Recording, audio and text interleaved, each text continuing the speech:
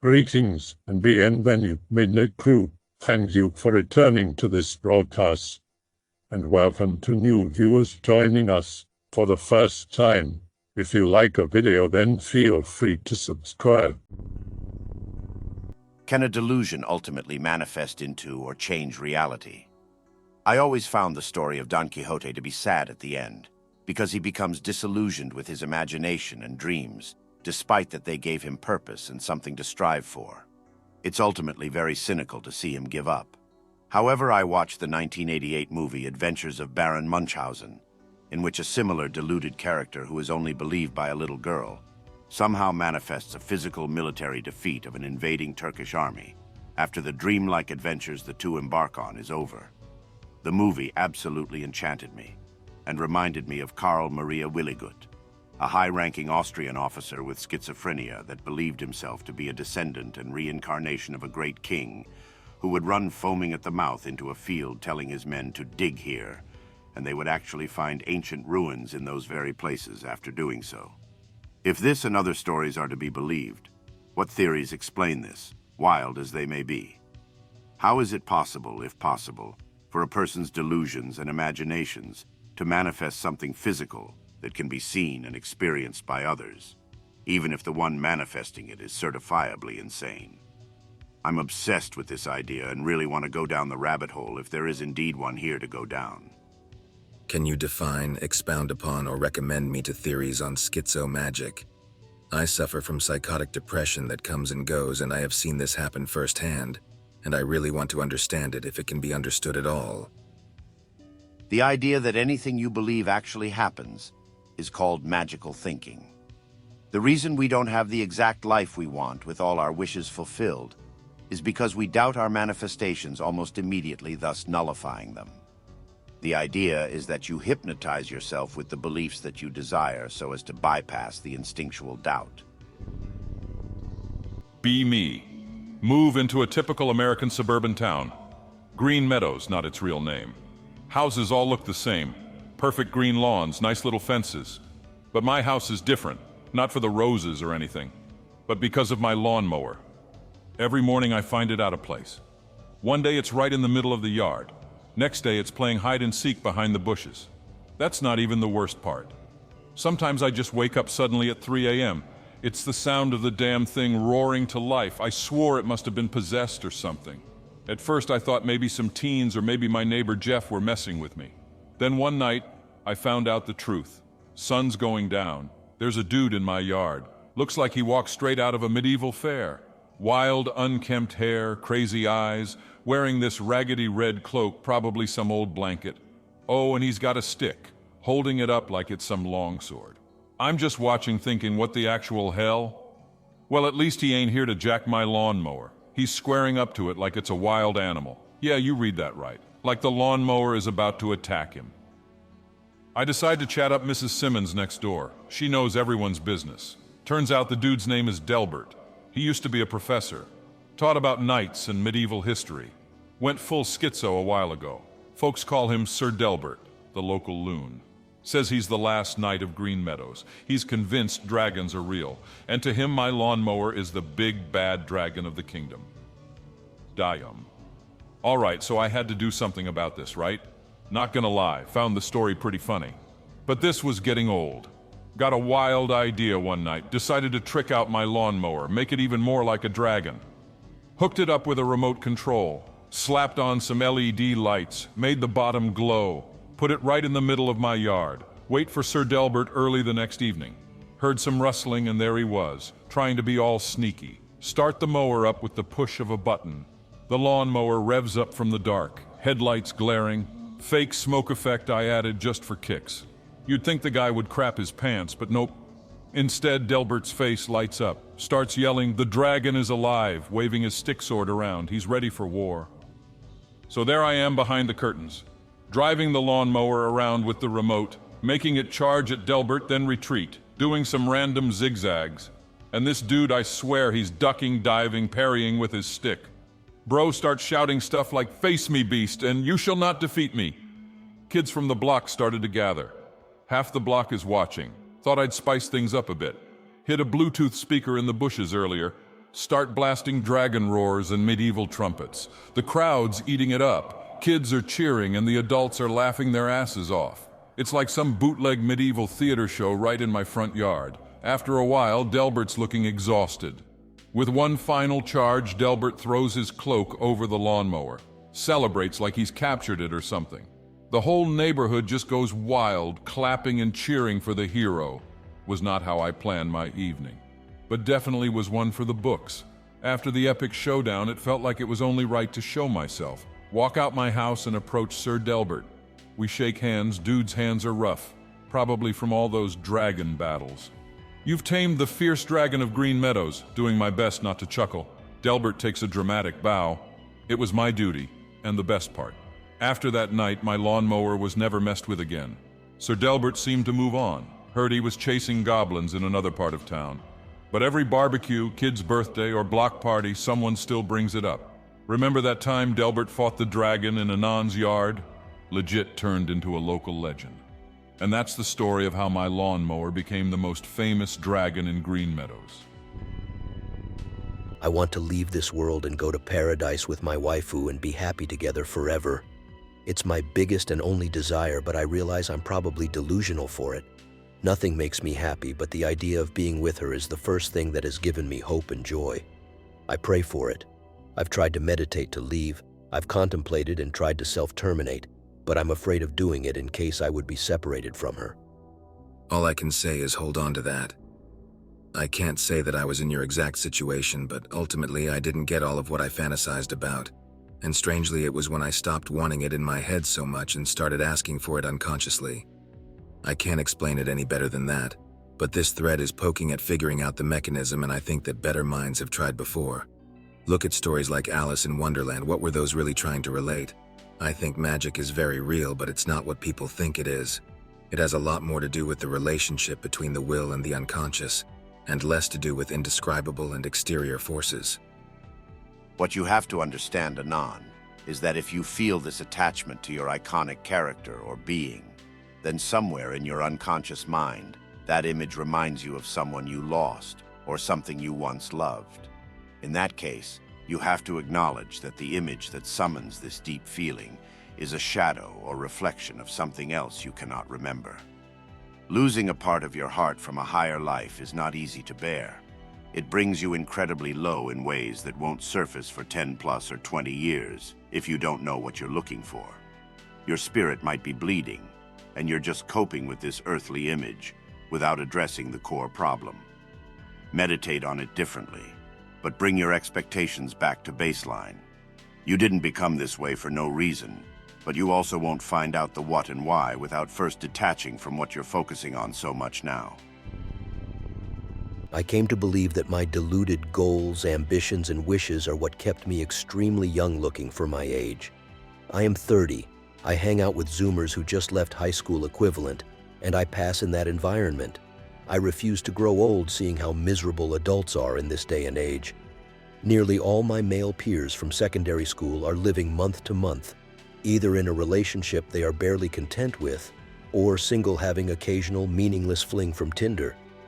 They are in parasitic jobs they hate, dwelling in homes they will never own. Their bodies broken, all childless, and some already dead. I don't want to be a responsible and mature adult.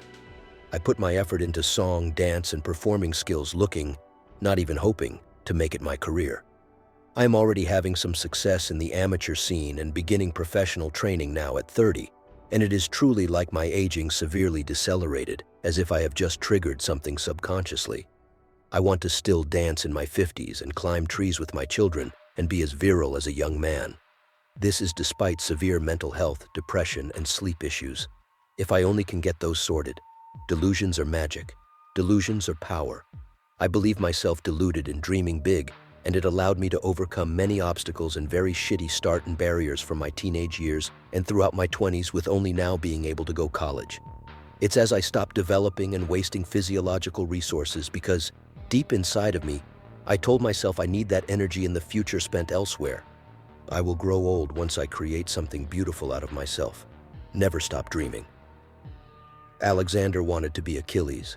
Caesar wanted to be Alexander. Napoleon wanted to be Caesar. Do not ever let anyone shame you for being a dreamer. That's just being ambitious and determined, not necessarily delusional. It's called growing up. Don Quixote played pretend with windmills. Real people had to wake up at 5 a.m. to gather and mill grain all day. Does it make you or they the deluded ones, though? If Wages didn't have their wagey tasks, they'd be just like him, right? They were the ones with the opiate. He was real. People like him alone are capable of truly changing the world. He was just too old and weak to do it. That's the reason he gave up. People like Alexander have themselves up entirely to an imaginary dream, and the world moved for them ultimately, even if only for a time. A wagey will never move anything. He will only ever be moved. How is that growing up? Surrendering to being an NPC. It's that kind of cynicism that makes me sad reading that story. So who grows the food then? That isn't the point, Anon.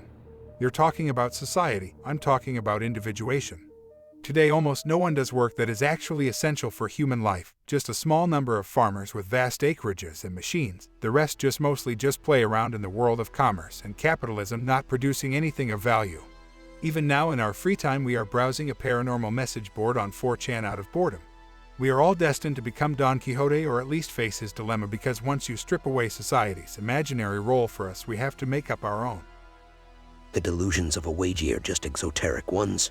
I'm a miller, I mill. I live in my mill cottages and mill and get mill pay. That is all I do. In reality, both Don Quixote and a miller are incarnate beings capable of imagining or dreaming a reality for themselves. Don Quixote had the time to, but if he didn't, would that make him a better person for not having been able to dream? I don't think so. I think he was far more advanced a being for having his delusions, whereas others need to wait for a more comfortable incarnation in order to experience that. Do a good thing, then feel good about it, then expect that good things will come to you, then good things manifest for you. Positive cycle. This cannot be faked or cheated or maneuvered into through tricks or manipulation. There is no shortcut. Form the earnest desire to become a good person, and act on the basis of that, and you will eventually earn the cycle. If you care about this, then think of it like a cosmic process balancing the gunas, or three modes of material nature: tamas, delusion, rajas, passion, and sattva, goodness. You cannot make more of any of these by your own will, because the universe has to have all three of them in order for it to maintain its order. But you can maneuver yourself towards being one of the places where sattva collects and manifests by breathing it. Just as you can do activities and form habits, such as playing violent video games, doing sports, or having arguments, which will collect rajas into your body mind and cause you to become a rajasic person, so also you can navigate the karmic streams towards sattva by doing tapas, meditation, practicing acts of charity, cultivating compassion, and creating a sincere desire for liberation from material existence altogether. Ultimately, you can become enlightened by collecting enough of any of these three modes: dark enlightenment by concentrating tamas, death in battle by concentrating rajas, or full enlightenment by concentrating sattva. But the realized one who is established in non-duality is not affected by the passing of the gunas, but sails across the ocean of Maya, in which the common people must swim as if they were on a boat. Remember, these are forces of nature which cannot be controlled. We are products of them. But since you already have a sincere desire to go a certain way, my post is an attempt to transmit a certain amount of guidance for your energetic currents so that they flow in the direction of your stated desire. The cheap crowd-pleaser use of the term schizo and the crude mockery of delusional mental illness in general says a lot about the maturity, humility, and intellect of some of the crowd here. Don't talk crap about things you only know by stigma and aren't even vaguely understood by medicine, for one. Have some compassion for those less fortunate than you, and don't normalize and trivialize callous and degrading views and characterizations of others, even if it's not directed at anyone particular or in their presence. It's bad for them and it's bad for you too, and you might think anonymity means there's no consequences, but whether you believe in God or are a nihilistic atheist, He sees all and everything you do is on record. Your soul knows this too, and a lifetime of unkind and unloving behaviors adds up and weighs heavy on it. It makes you a bitter and unhappy person in the long run, so you're not serving yourself. The reality is everyone is delusional in different ways and to different degrees. It only gets labeled and diagnosed as an illness when behavior becomes overly affected in concerning or threatening ways. Believing you are perfectly rational and delusion-free is itself a delusion. Good wisdom begins with treating all human thought as delusional by default. Peace. You know that most schizophrenics who post here aren't offended by the use of the word schizo, right? If that offends you, maybe Reddit is more your pace. Schizo behavior is very /x/, especially when it might be caused by outside sources, and it's worth talking about. How would censoring the language surrounding it lessen the stigma? People here are surprisingly vulnerable when talking about their own delusions. I haven't seen many people here actually say anything disrespectful about schizophrenics, which is weird to think about as this site is a daily roast fest. And many people here actively try to understand things like schizo ramblings, word salad, delusions, and such, much more than people outside of this board even. The people who insult those who are schizo are far and few between, and are usually spamming on posts about it. We have an illusion of control. The media, in every major aspect, is controlled by guidelines and taboos set by those in power. A book called Behold a Pale Horse basically explains how the government would control us if they were. It's easy to figure out if you're being controlled by looking at the system you're living in. The spiritual implications do not matter, but they are evil. Nonetheless, every war and conflict is a mix of both human nature and controlled conflicts made to create malleability. A weak and shriveled society is much easier to control than a robust and broad society with strong-held beliefs and a spiritual backing. Now, we are all together yet divided, split by classes and statuses, addicted to every known thing except life itself, and living that freely requires a blind eye to the evil around you. Aware that this world is absolutely decrepit spiritually, mentally, and emotionally. Can't do anything about it. Everything about this reality and human constructs are there to keep you ignorant from intrinsic truths. Holy shit. All the institutions, false religions, propaganda, movies, music, and capitalism exist to remove humanity and consciousness from the human. Everyone is so brainwashed and used to the system that they live completely unnatural lives with destitute minds and souls being tools to some overlord, be it human, product, fiction, spirit, or corporation. This world functions more like a coercive exploitative soul prison than any real human experience. If you show signs that you have a higher frequency and are aware of their manipulations, they target you and try to stamp you out. Brainwashed people will even hate you for being truthful and would rather keep getting poisoned by lies even though their lives keep getting worse. How is this life even? It's like they're forcing you to either be a soulless sellout or live as a hermit somewhere. Finding like-minded people is so hard. They need to be born intelligent enough to perceive, but that's not enough. They should be willing to look beyond the current status quo instead of just succumbing to it. Can you win against centuries of delusion and rule of narcissism? There's no such thing as the world. It's all nonsense they have fooled you with movies, the news, and daily propaganda. Just stop using the internet for a month and this world doesn't exist anymore. You will realize that none of this stuff is real, and it's hardly the terrible place they try to paint it as. Even dying or living in some shit circumstances is made to look much worse than it actually is, because they have made you think that it's not really preventable. It's all Hollywood sob stories, end-of-the-world drama and terror. There's no such thing as intelligence either. Thinking you're seeing through all of this, and knowing human nature is what has made you turn into a moron. This stuff being Hollywood terror stories isn't a secret either. They blatantly tell you so all the time. Again, stop reading this crap or even get rid of the internet for a month and you will realize that it all has faded away. Because it's just stories, not different from reading any book or watching any movie. Open your eyes and observe the world around you. Give every little thing a special meaning. Then see if a message manifests. I hope that you enjoyed tonight's broadcast. If you enjoyed tonight's story, then please subscribe to the channel as more green texts will appear daily. A new broadcast will appear when the clock strikes midnight Central Time.